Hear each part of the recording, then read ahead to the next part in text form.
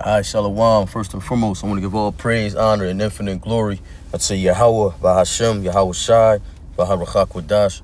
Double honors to the apostles and elders, a great millstone of GMS who teach and rule well, with peace and salutation to the hopeful elect, pushing this gospel amongst the four winds with truth and sincerity. To you I say Shalom. This is your brother Parathon with a quick lesson before we hit this the altar to put up our sacrifice. Lord willing is worthy. All right. I'm ready to jump into. We're going to jump into 2 Corinthians 4. All right, because this truth is a treasure. Now, having this knowledge, wisdom, and understanding is worth far more than fine rubies, right? Precious stones and whatever the case may be. Anything this world deems of any type of value. Look, real quick. I'm just going to speak on. So we're going to let the scriptures talk. Ooh. Let's look, Proverbs 2 and 4. Proverbs 2 and 2. We'll just start from the top. My son, if thou wilt receive my words and hide my commandments with thee, so that thou incline thine ear unto wisdom, and apply thine heart to understanding. Yea, if thou criest after knowledge and lifteth up thy voice for understanding, if thou seekest for her, who's her? Wisdom, right? Because wisdom is likened unto a woman, right? The Greek word for wisdom is Sophia, right? It says, if thou seekest her as silver and searchest for her as for hid treasures, then thou shalt understand the fear of the Lord Yahweh and find the knowledge of the Most High. For the Lord Yahweh giveth wisdom, out of his mouth cometh knowledge and understanding. He layeth up sound wisdom for the righteous. He is a buckler to them that walk uprightly. He keepeth the paths of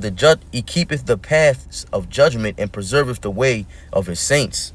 Right? It says, thou shalt understand righteousness and judgment and equity, yea, every good path.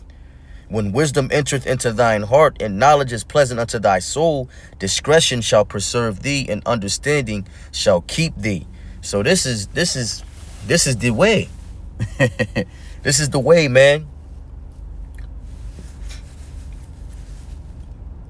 And we jumped. That was beautiful. I ain't hit Proverbs in a while, man. It's always good to go back and hit them fundamentals. Right, so let's open up with that's okay. That's a nice intro for the lesson, saying that this wisdom is likened to a fine treasure. It's more precious than rubies, than fine gold. Right, 2 Corinthians 4. Let me start at 5. It says, for we preach not of ourselves, but Yahweh Shai, but Hamashiach, Yahweh Shai, the Lord, and ourselves, your servants, for Yahweh Shai's sake. For we're bigger than the program. Right, this is Yahweh Shai's program. All right, we just living in it, man. Lord willing, we are worthy to represent him in righteousness in these vessels of honor, Lord willing, whom we strive to be, putting on as the elect of the Most High, working out our own salvation with fear and trembling, and making our calling and election sure.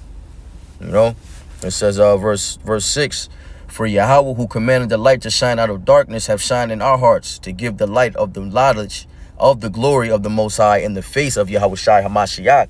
It says, right, because that city on the hill can't be hid. For one, we are that city on the hill, Jerusalem. Right, the nation of Israel, you so-called Negroes, Latinos, and Native Americans, Seminole, West Indians, and Haitians of that legendary bloodline. We are God's chosen people that the Bible speaks of, the apple of the Lord's eye. Right? It says, for Yahweh, who said, verse 6 in the NLT, let there be light in the darkness, has made this light shine in our hearts, so that we could know the glory of the Most High, that is seen in the face of Yahweh Shai HaMashiach, and the world will see them in us. Lord willing, we are accounted of that number again. Right, verse 7 in the KJV, back on the left side, it says, we have this treasure in earthen vessels, that the excellency of the power may be of the Most High and not of us. Again, this is bigger than us, right? This isn't our program, man. We just a part of it, man. This is the Lord's doing. Verse 8, we are troubled on every side, yet not distressed.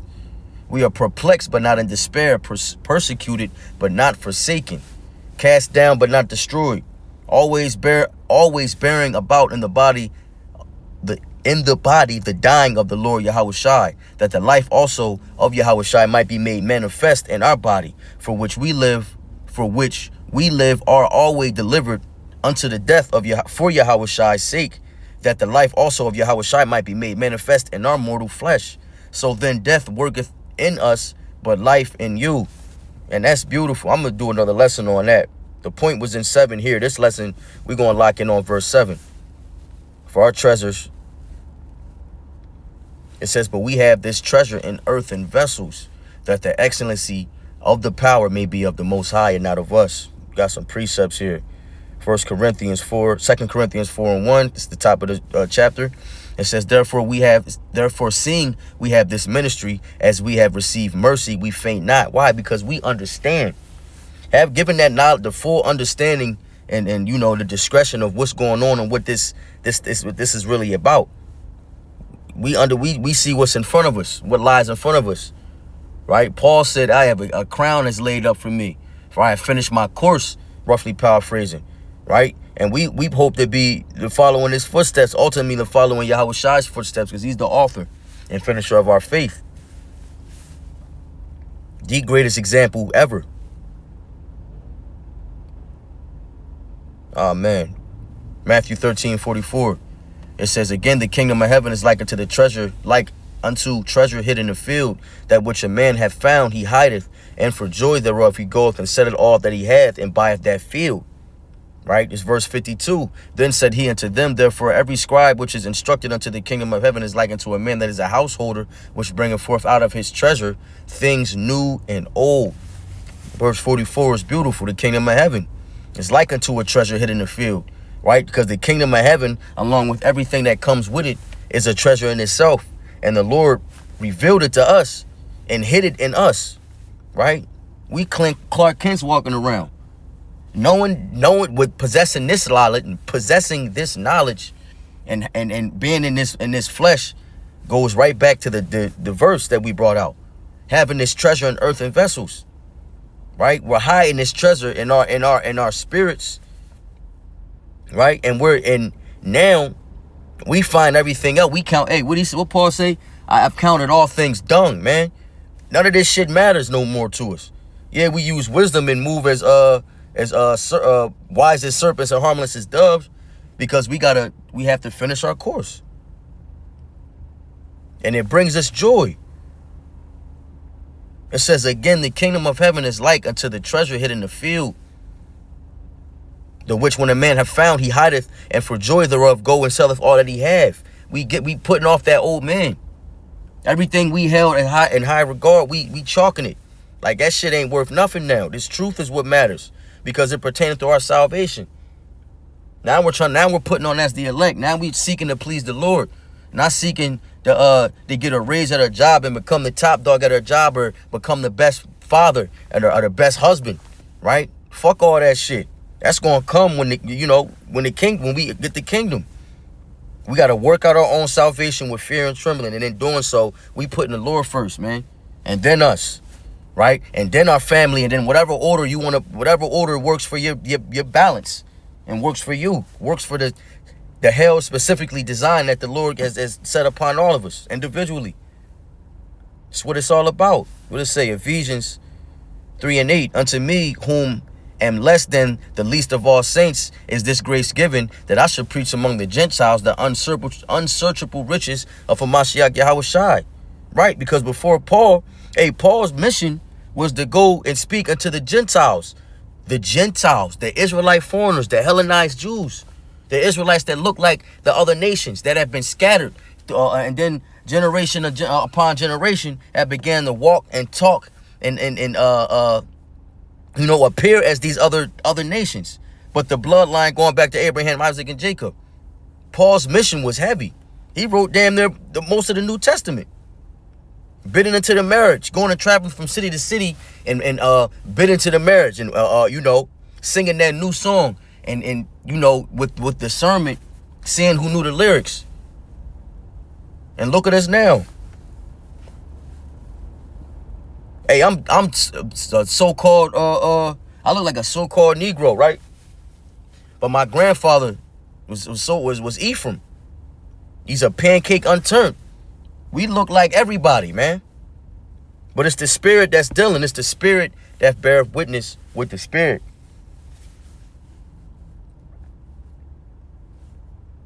Let me see.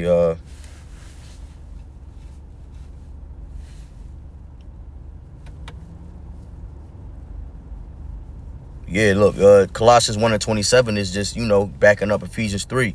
It says, to whom Yahweh will make known that what is the riches of the glory of the mystery among the Gentiles, which is Hamashiach in you, the hope of glory. Right. We were scattered across the four winds of the earth via captivity. And the captivity came from disobedience. This is our doing. Right? This is us. Colossians 2:3, in whom are all. Colossians 2:1. For I would that ye know that what great conflict I have for you, and for them allowed to see it, and for as many as not seen my face in the flesh, that their hearts might be comforted, being knit together in love, and unto all riches, and unto all riches of the full assurance of understanding, to the acknowledgement of the mystery of the Most High, Yahweh, and of the Father, and of Hamashiach, in whom are hid all the treasures of wisdom and knowledge. Right? He showeth his statutes and his commandments unto Jacob. Roughly paraphrased, that's Psalms 190. Psalms 147, 19 and 20. This is what makes us holy. This is what separates us from the rest of the nations. Hold up. Go back to these precepts.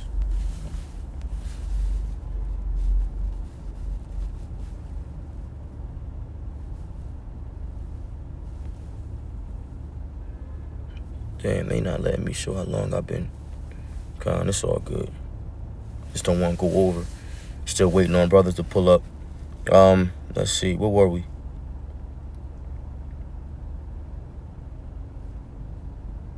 Oh, man. 2 Corinthians 6:10.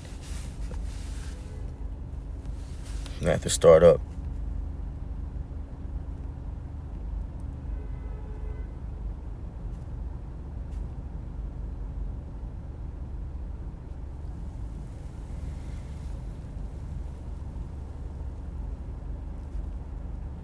This is kind of lining up with 2 Corinthians 4.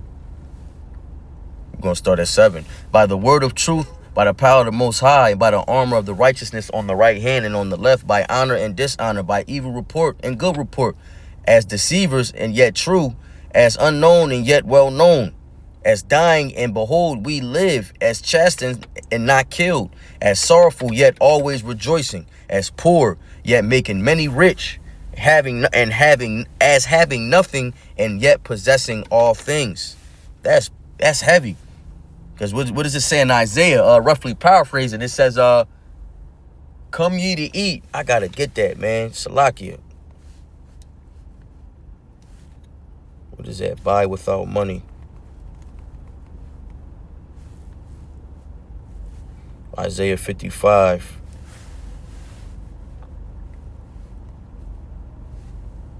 Isaiah 55:1 real quick. It's on the phone. Ho, everyone that thirsteth, come ye to the waters. He that hath no money, come ye buy and eat. Ye come buy wine and milk without money and without price. Wherefore do ye spend money for that which is not bread, and your labor for that which is satisfieth not? Hearken diligently unto me, and eat that which is good, and let your soul delight itself in fatness. Come on, this is the gospel. This is this truth. Right? The bread of life and the fountain of living waters. It's free.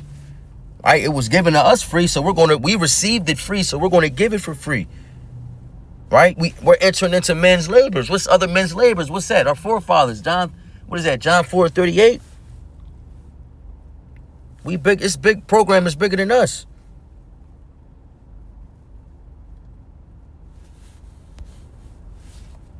Let me just jump back.